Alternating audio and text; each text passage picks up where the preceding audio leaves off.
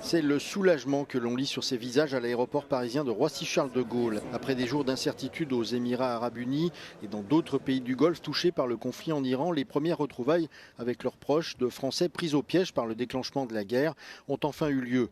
Des embrassades, des larmes de joie qui viennent effacer le stress de l'attente, mais cet épisode laissera des traces. J'étais pour 2 semaines à Abu Dhabi. La première semaine était assez tranquille. Le début de la dernière semaine a commencé avec les bombardements. Où là on a reçu différentes alertes sur les téléphones et là ça a commencé à être compliqué psychologiquement de se faire réveiller en pleine nuit par des alertes. En plus le bruit était assez stressant. C'est l'ambassade qui nous a donné un rendez-vous dans le bus au consulat. On a pris le bus pendant 10 heures et puis on est arrivé à Mascate et là à Oman et puis après on avait déjà compris que c'était la fin du calvaire.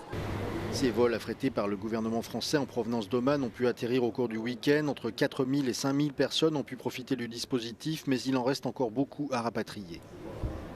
On parle de 15 pays qui sont directement affectés par la situation provoquée par la guerre en Iran, par la situation de conflit régional, mais ça a des répercussions partout dans le monde. Au centre de crise, nous recevons des appels de personnes qui sont à Bangkok, qui sont en Inde, qui sont partout dans le monde. C'était une période de vacances scolaires et ça fait que de nombreux concitoyens étaient un peu partout à travers la planète.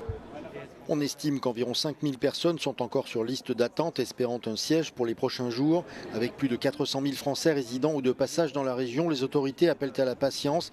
Le rapatriement prendra du temps pour ceux qui le demanderont.